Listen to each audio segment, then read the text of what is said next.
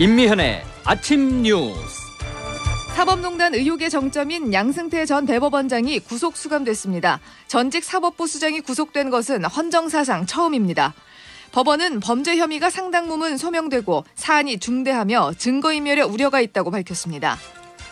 양 전 대법원장과 함께 청구된 박병대 전 대법관의 영장은 이번에도 기각됐습니다. 김정은 북한 국무위원장이 김영철 노동당 부위원장으로부터 트럼프 미국 대통령의 친서를 전달받고 트럼프를 믿고 기다릴 것이라고 말했습니다. 일본 해상자위대의 초계기가 우리 해군 함정을 향해 또다시 근접 위협 비행을 해 한일 관계가 최악의 상황으로 치닫고 있습니다. 일본의 의도와 향후 양국 관계를 분석합니다. 밤새 찬바람이 불면서 미세먼지가 걷혔습니다. 기온은 어제보다 5도 정도 떨어져 춥겠습니다. 이상은 이 시간 주요 뉴스입니다.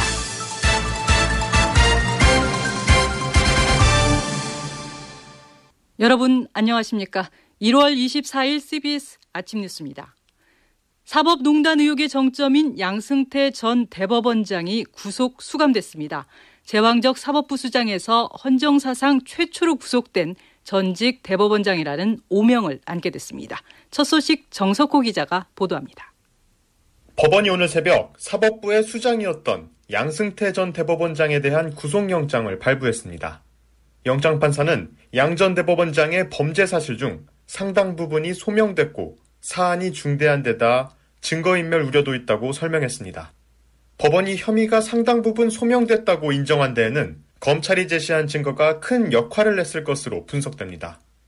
앞서 검찰은 양 전 대법원장이 판사 블랙리스트 문건에 직접 서명을 한 증거와 일제 강제징용 재판에서 일본 기업 측을 만나 재판 지연을 논의한 문건을 확보한 바 있습니다. 이번 영장 발부로 법원도 양 전 대법원장이 사법농단의 최종 책임자라는 점을 사실상 일정 부분 인정한 것으로 풀이됩니다. 앞서 법조계에선 법원이 임종원 전 행정처 차장까지만 구속하고 그 윗선에 대해선 공모관계를 부정할 거라는 일종의 꼬리 자르기 의혹이 제기됐습니다. 그러나 양 전 대법원장이 재판 개입 등 각종 혐의에 직접 개입한 증거가 속속 드러나면서 책임론을 피할 수 없다고 판단한 것으로 보입니다. 한편 박병대 전 대법관에 대한 구속영장은 범죄 혐의가 충분히 소명되지 않았다는 이유로 또 기각됐습니다. 검찰은 박 전 대법관의 기존 혐의에 지인의 재판 진행 상황을 무단으로 열람한 혐의를 추가했지만 이번에도 영장이 발부되지 않았습니다. CBS 뉴스 정석호입니다. 양승태 전 대법원장이 구속되면서 사법농단 의혹 수사가 마무리 국면에 접어들었습니다. 삼성 바이오로직스 수사 등 향후 검찰의 다른 수사 일정에도 탄력이 붙을 전망입니다. 이어서 김기용 기자가 보도합니다. 양승태 전 대법원장이 구속되면서 검찰은 큰 차질 없이 남은 수사 일정을 소화할 것으로 예상됩니다. 양 전 대법원장의 신병을 확보한 검찰은 최대 20일간의 구속기간 동안 보강 수사를 한 뒤 다음 달 기소할 것으로 보입니다. 보강 수사는 특히 양승태 사법부 시절 사건 배당 조작 의혹, 법관들을 사찰했다는 블랙리스트 의혹 등에 집중될 전망입니다. 삼성 바이오로직스 수사 등 검찰의 다른 수사 일정도 숨통이 트였습니다. 검찰은 사법농단 수사를 마치는 대로 삼성 바이오로직스 분식회계 의혹 수사에 집중할 계획입니다. 현재 사법농단 수사팀에 몸담은 특수부 검사들이 예정대로 원대 복귀하면 본격적인 삼바 수사가 시작될 것으로 보입니다. 또한 검찰은 최근 서영교 의원과 전병헌 노철래 전 의원이 국회 파견 판사를 통해 형량을 낮춰달라고 했다는 이른바 재판 청탁 정황도 포착한 상태입니다. 이들 전 현직 국회의원들에 대한 수사 역시 예상보다 앞당겨질 수 있다는 분석이 나옵니다. 검찰이 양승태 전 대법원장 구속으로 늘어지는 수사라는 부담에서 벗어나면서 지난해 6월부터 이어진 사법농단 수사도 마침표를 향해 나아가고 있습니다. CBS 뉴스 김기용입니다. 김정은 북한 국무위원장이 김영철 노동당 부위원장으로부터 미국 방문 결과를 보고받고 두 나라가 함께 도달할 목표를 향해서 한 발 한 발 나아갈 것이라고 말했습니다. 북한 조선중앙통신은 김영철 부위원장이 트럼프 미국 대통령이 보낸 친서를 김정은 위원장에게 전달했고 김 위원장은 만족을 표시했다고 보도했습니다. 김 위원장은 특히 트럼프 대통령의 긍정적인 사고방식을 믿고 인내심과 선의의 감정을 가지고 기다릴 것이라고 밝혔습니다. 김 위원장은 또 다음 달 말로 합의한 2차 북미 정상회담 실무 준비에 대한 방향을 제시했다고 조선중앙통신은 전했습니다. 일본 초계기가 잇따라 우리 함정을 위협 비행한 것에 대해서 국방부가 도발로 규정하는 등 한일 관계가 최악의 상황으로 치닫고 있습니다. 일본의 의도는 무엇이고 또 앞으로 상황이 어떻게 전개될지 국방부를 출입하고 있는 권혁주 기자와 함께 자세히 알아봅니다. 권 기자? 네. 한일 레이더 그리고 초계기 논란이 사실 좀 끝나는 것 같았는데 네. 어제 다시 재연됐습니다. 그렇습니다. 엊그제 일본이 협의를 중단하겠다, 해야 될 이유가 없다면서 중단을 했는데요. 네. 어제 다시 도발을 했습니다. 어제 사실 레이더 초계기 논란이 수그러든 것으로 보고 그 정경두 국방부 장관이 오후에 기자 간담회를 했었습니다. 네. 그런데 간담회 시작 30여 분 만에 장관이 간담회를 중지를 하고 보고를 받기 위해서 뛰어나갔습니다. 일본 초계기가 또 분란을 일으킬지 전혀 예상을 못했었는데요. 남해 이어도 인근 해역에서 대조용함에 대한 위협 비행이 있었던 겁니다. 장관과 군이 급히 상황 조치에 들어가는 등 아주 긴박하게 움직였습니다. 네, 일본 초계기가 위협 비행을 했는데 어느 정도로 한 겁니까? 구체적으로? 네, 작년 12월 20일 광개토 대왕함 때는 한 500m 거리를 두고서요. 최저고도 150m까지 내려와서 그 저공 비행을 해서 위협 비행 문제가 불거진 것인데요. 네. 어제는 일본이 위협 비행의 강도를 더 높였습니다.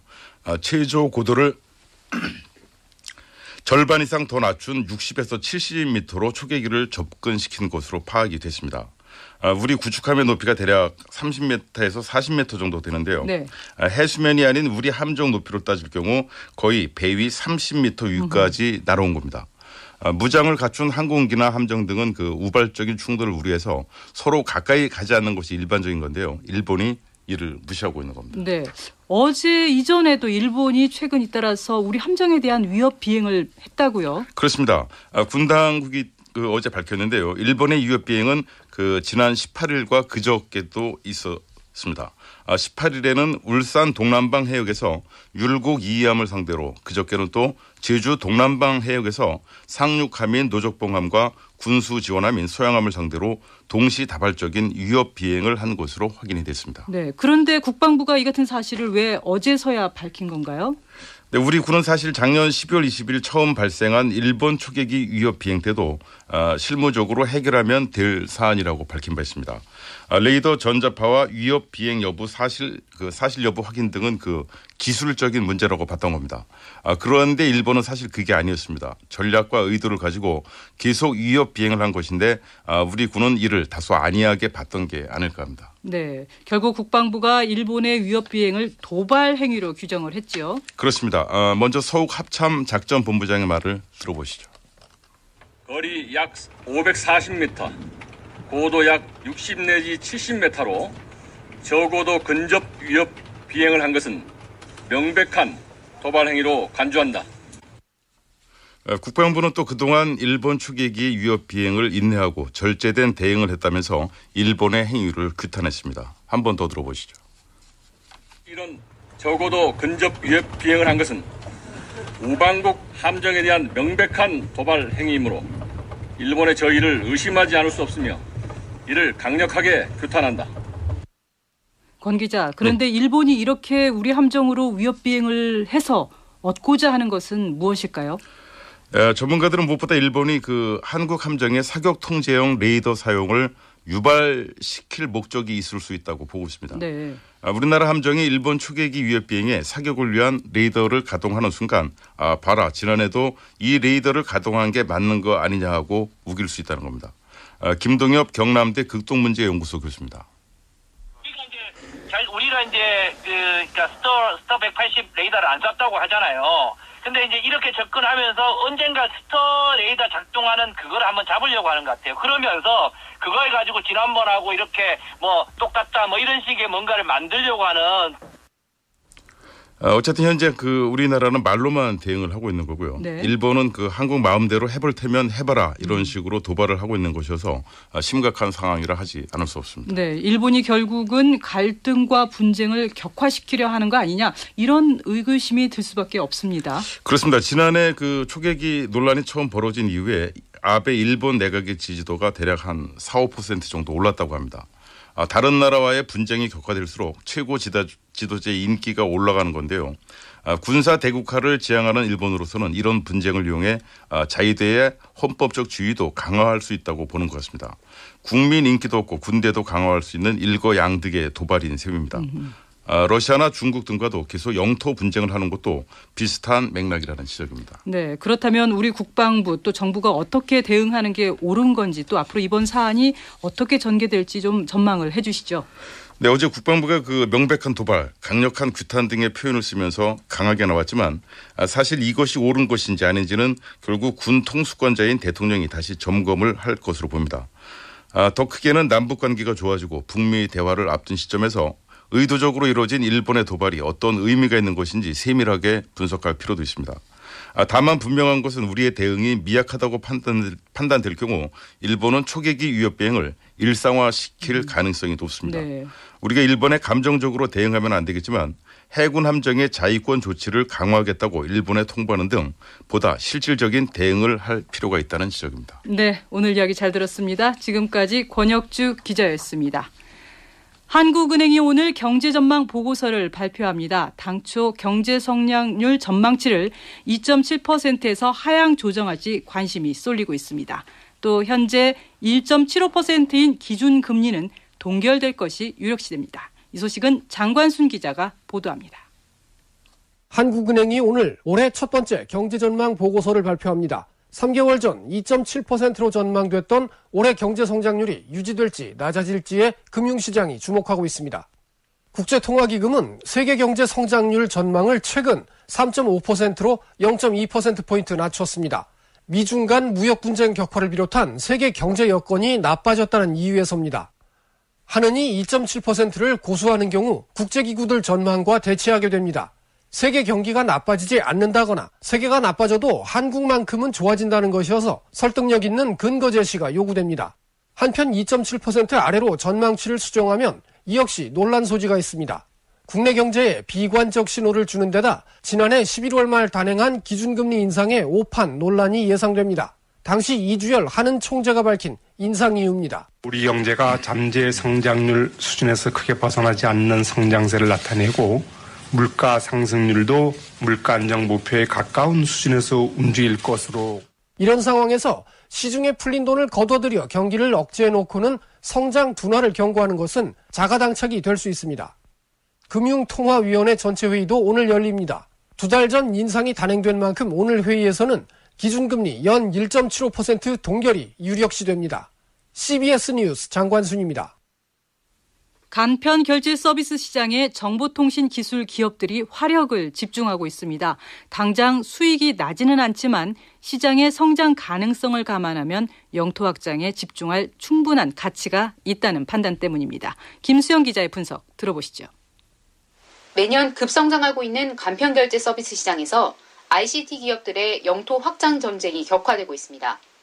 지난해 상반기 기준 하루 사용자 300만 명, 하루 결제액 1,000억 원을 넘어선 간편결제 서비스는 각종 규제 개혁으로 더욱 활성화될 전망입니다. 홍남기 부총리 겸 기획재정부 장관입니다. 간편결제 수단을 이용한 해외 오프라인 결제를 허용하는 등 앞으로도 이와 같은 현장 애로들을 지속적으로 발굴하고 과감하게 혁신해 나가겠습니다. 삼성페이와 네이버페이, 카카오페이와 페이코 등 이른바 페이 4강 기업들은 제휴사 확대와 차별화된 서비스 제공 등으로 이용자 수 추가 확보에 주력하는 모양새입니다. 삼성전자 단말기 이용자들을 주요 공략 대상으로 삼았던 삼성페이는 페이코와 손잡고 단말기 기종에 상관없이 삼성페이를 사용할 수 있는 서비스를 출시했습니다.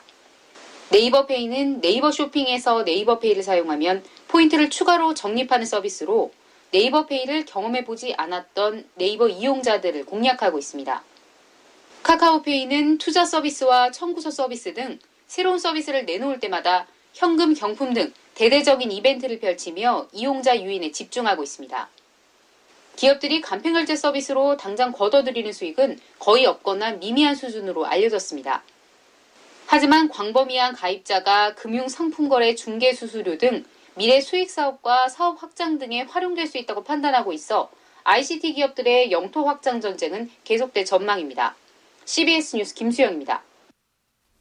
더불어민주당과 정부는 오늘 오전 국회 의원회관에서 당정협의회를 열어 체육계 성폭력과 폭력 근절 방안을 논의합니다. 당정은 회의에서 쇼트트랙 국가대표 심석희 선수의 고발로 드러난 체육계 성폭력과 폭력 문제를 집중적으로 논의하고 가해자 처벌 강화책을 비롯한 대책을 내놓을 것으로 보입니다. 이어서 간추린 소식을 유지수 아나운서가 전해드립니다. 외교부는 지난해 말 미국 애리조나주 그랜드 캐년에서 실족 추락해 중태에 빠진 20대 한국인 여행객 박모 씨에 대해서 필요한 영사 조력을 제공하고 있다고 밝혔습니다. 외교부 당국자는 주 LA 총영사관은 사건을 인지한 직후 국내 가족들에게 사고 발생 사실을 알리고 미국 입국에 필요한 행정 절차 안내 등 영사 조력을 지속적으로 제공해 오고 있다고 밝혔습니다. 오늘 새벽 2시쯤 울산시 삼산동에 있는 농수산물 도매시장에서 큰 불이 났습니다. 불은 건어물과 젓갈류 등을 판매하는 수산물 종합동에서 발생해 1층짜리 건물을 모두 태웠으나 인명피해는 없었습니다. 직원 폭행과 엽기 행각으로 공분을 산 양진호 한국미래기술회장에 대한 첫 재판이 오늘 열립니다. 양 회장은 상습폭행과 마약류관리법 위반, 동물보호법 위반과 총포 도검 안전관리법 위반, 특수강간과 강요 등 6가지 혐의를 받고 있습니다. 공직선거법 위반 등의 혐의로 기소된 이재명 경기지사에 대한 4차 공판이 오늘 오후 2시에 열립니다. 오늘 공판에서는 이른바 검사 사칭 사건에 대해 심리를 진행합니다. 임단협 갈등으로 몸살을 앓던 KB국민은행 노사가 잠정 합의에 도달했습니다. 국민은행 노사는 중앙노동위원회에 조정안을 잠정 수용하기로 했다고 밝혔습니다. 글로벌 투자 대가인 짐 로저스는 북한과 남한에 엄청난 기회가 오고 있다며 한반도가 통일되고 개방되면 20년간 한반도가 세상에서 제일 주목받는 나라가 될 것이라고 밝혔습니다. 짐 로저스는 지금 북한은 중국 덩샤오핑이 한 것과 같은 길을 가는 중이라며 모든 사람이 변화를 원하고 있고 변화할 준비가 됐다고 말했습니다. 브렉시트를 2달가량 앞둔 영국이 한라인을 통해 앞으로의 진행 상황을 우리 정부와 공유하기로 했습니다. 영국은 또 유럽연합에서 벗어나 독자적으로 자유무역협정을 체결할 수 있게 되면 한영 FTA를 신속하게 추진하자는 제안도 내놨습니다.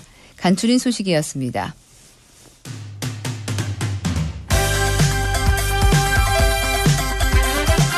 오늘의 뉴스픽. 문화 트렌드를 읽는 뉴스 라이프 밸런스 조은정의 뉴라벨입니다. 문화부 조은정 기자 나와 있습니다. 조 기자 어서 오세요. 네, 반갑습니다. 조은정입니다. 오늘은 어떤 이야기를 해볼까요? 오늘은 손혜원 의원의 나전칠기 작품 구입 강요 의혹에 대해서 얘기를 해보려고 합니다. 손혜원 의원의 의혹이 지금 국립중앙박물관에 튀었습니다. 네, 손 의원이 어제 목포에서 기자회견을 했고 또 여러 가지 의혹이 계속 제기되고 있습니다만 오늘은 목포가 아니라 나전칠기 작품과 관련된 그런 의혹이네요. 네, 발단은 바로 2016년 6월 29일 국회 교육문화체육관광위 회의에서 비롯됩니다. 소년인 해외에서 나전칠기 작품들이 각광을 받고 있다고 얘기를 합니다. 그러면서 PPT를 띄워서 작품 하나를 보여줍니다. 나전칠기 장인인 황삼용 작가의 작품이었습니다. 그러면서 이게 해외 유명 박물관에 소장이 됐는데 우리 박물관도 관심을 가져줄 줄 알았는데 아무도 관심이 없었다. 혹시 우리나라는 법으로 근현대 작품을 못 사게 돼 있냐라고 당시 국립중앙박물관장에게 질문을 합니다. 네. 잠시 들어보시죠. 이 작가가 대형박물관 그리고 빅토리안 알버트 뮤지엄에 전부 다 이 사람들 작품, 이분의 작품이 소장되었어요. 68세 되신 작품 선생님. 저는 적어도 이 작품이 대형박물관이랑 빅토리안 알버트 뮤지엄에 소장이 됐다라는 얘기를 들으면 한국의 박물관이 관심 가질 줄 알았어요. 아무도 갖지 않았습니다. 국립박물관장님께 한번 여쭙겠습니다. 혹시 우리나라에서는 법으로 근현대 거 못 사게 돼 있습니까? 전 그게 너무 궁금했어요. 손 의원은 작년 국정감사에서도 백이동 국립중앙박물관장에게 내가 그간 여러 번 얘기를 했다라면서 현대 작품을 사라는 얘기를 다시 한번 합니다. 네. 끈질긴 손 의원의 요구도 영향을 미쳤을까요? 국립중앙박물관은요, 지난해 12월에 기존 관례를 깨고 최초로 작가가 생존해 있는 현대 공예 작품 4점을 구매했습니다. 네, 국립중앙박물관은 주로 유물을 소장하고 전시했던 것 같은데 네. 그러니까 현대 작품을 사기로 한 거군요. 그동안 국립중앙박물관은 1910년 이전의 유물을 상설 전시해 왔습니다. 네. 옛 문화재를 문화재 전시하는 쪽으로. 형식이었고 구매하는 작품도 주로 고대, 중세문화재 위주로 구매를 했었는데요. 그간 현대 작품을 이렇게 돈을 주고 구입한 경우가 한 번도 없던 국립중앙박물관이 이런 국정감사가 끝나고 얼마 안 돼서 현대공의 작품 4점을 6천만 원을 들여서 처음으로 샀습니다. 네네. 약간 석연치 않으니까 그제 박물관에서 해명 자료를 냈는데요. 박물관 측은 근현대품으로 수집 영역을 넓혀야 한다는 것은 백이동 관장의 소신이다 이렇게 선을 그었습니다. 즉 박물관 자체의 정책적 판단일 뿐이라는 겁니다. 네, 박물관 측의 이야기도 어느 정도 설득력이 있는 것 같습니다. 아무리 주변에서 조언을 했다고 해도 박물관이 자체적으로 정책적 판단을 했을 수도 있잖아요. 뭐 이제 현대 작품도 의미 있는 작품 이제 사야겠다라고 판단했을 수 있죠. 그렇죠. 그런데 문제는 손우연이 판권을 가지고 있는 나전칠기 작품도 구매 후보에 올려놓고 조사를 했다는 겁니다. 그러니까 상당히 살 생각을 어느 정도 했다는 거네요. 국립중앙박물관이 이제 취재를 해보니까요. 이 나전칠기 작품 가격까지 사전에 알아봤다고 하더라고요. 박물관 유물관리 담당자 얘기를 한번 들어보시죠. 그 돌 모양으로 생긴 거 가격은 알아봐야 되잖아요. 아주 기초적인 자료, 지면 자료 검토하고 전화해서 도대체 가격은 얼마냐 그 정도. 손혜원 의원도 지난 19일 본인의 유튜브 계정에서 비슷한 정황을 얘기를 합니다. 국립중앙박물관에서 그 조약돌이라는 작품을 사겠다고 했던 것 같다. 직원을 통해서 전화가 왔길래 본인이 거절을 했다는 거절을 겁니다. 했다. 어쨌든 정리를 해보면 박물관에서 황장인의 그 나전치기 작품을 사지는 않았지만 가격 조사까지 한 것은 맞는 거네요. 그렇죠. 사실 국립박물관이나 미술관에서 한번 구매를 하게 되면요. 이게 시장에서 엄청난 영향을 미칩니다. 예를 들어서 국립현대미술관이 한 작가에 대해서 뭐 기획전시나 회고전을 한번 하면 미술학계에서 재조명을 받고 작가 작품 가격도 크게 뜁니다. 아, 값이 뛰는군요. 네, 뭐 꼭 전시를 하지 않더라도요. 이 작가 작품을 국립현대미술관이 샀다더라. 국립중앙박물관에서 샀다더라 소문이 나면 다른 작품들의 가격도 덩달아 뛰게 됩니다. 네, 만약 국립중앙박물관이 후보군에 올랐던 그 나전칠기 작품을 샀다고 하면 결국 가격이 뛰었겠네요. 그렇게 볼 수 있죠. 특히 황삼용, 이익종 장인이 참여한 이 조약돌 작품의 경우에는요. 손혜원 의원은 자신이 판권을 가지고 있다고 주장하고 있거든요. 네. 손 의원은 대신에 평소에 장인들에게 재료비와 생활비를 지급했다고 얘기를 하고 있습니다. 그럼 자칫 현직 국회의원이 판권을 가지고 있는 작품을 국립중앙박물관이 혈세를 들여서 사들일 뻔했다. 이런 이야기네요. 그렇죠. 사실 박물관 내부에서도 우려의 목소리가 있었습니다. 지난해 9월까지 국립중앙박물관 학예연구실장이었던 민병찬 국립경주박물관장은요. 현대작품 구입은 이렇게 구설이 나올 수 있기 때문에 신중에 기해야 한다. 이렇게 우려를 했다고 합니다. 민 관장의 얘기를 한번 들어보시죠. 작가가 생존해 있는 경우도 많고 가격이나 이런 것들에 대해서도 여러 가지 구설세에 오를 수 있으니까 엄청 신중하게 구입해야 된다. 자칫하면 구설세 휘말린다, 휘둘리면 안 된다. 네, 어쨌든 지금 검찰 조사가 시작됐는데 법적으로 이게 문제가 될까요? 법조계에서는 이게 문제의 소지가 있다고 보고 있더라고요. 네. 직권남용 권리행사 방해죄인데요. 공무원이 이제 직권을 남용해서 하급자 등에게 의무 없는 일을 시키는 경우에도 성립이 됩니다. 그런데 손 의원이 이제 지속적으로 요구를 해서 손 의원의 판권 작품에 대해 가격 조사에까지 이르렀다면 직권을 남용해서 이렇게 의무 없는 일을 하게 한 경우에 해당할 수 있는 거죠. 네. 실제 사진 않았더라도요.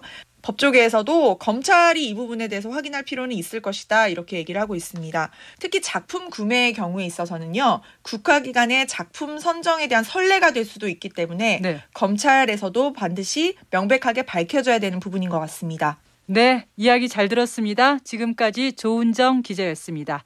날씨 알아봅니다. 기상청 김수진 리포터가 전해드립니다. 네, 북쪽에 찬 공기가 내려와 미세먼지를 밀어내면서 다시 공기질은 깨끗해졌고요. 날은 부쩍 추워졌습니다. 현재 강원도 평창과 철원, 화천과 양구, 강원 중부부 산간 지역을 중심으로 한파특보가 내려진 가운데 영하 10도 안팎의 강추위가 이어지고 있고 서울도 영하 4.5도의 분포로 어제보다 4도가량 기온이 뚝 떨어졌습니다. 오늘 한낮 기온도 어제보다 1도에서 4도가량 더 낮겠는데요. 서울과 원주 4도, 청주 6도, 광주와 대구 9도의 일부의 분포로 평년에 비해서는 조금 더 높겠습니다. 그리고 오늘도 전국의 하늘은 비교적 맑겠고 미세먼지가 물러나면서 모처럼 시야도 깨끗하겠습니다. 다만 현재 강원도와 영남 대부분 지역에 건조특보가 발효 중인 가운데 대기가 무척 건조한 상태여서 불씨 관리 잘 해주셔야겠고요. 내일부터 주말 주일까지는 이 추위가 좀 더 강해질 것으로 보여서 건강 관리에도 유의하셔야겠습니다. 다만 내일 이 호남 서해안과 제주를 중심으로 눈이 날리는 곳 있겠고 강원 중남부 해안과 경북 북부 해안 지역으로도 눈이 조금 내리겠습니다. 날씨였습니다. 1월 24일 아침 뉴스를 마칩니다. 고맙습니다.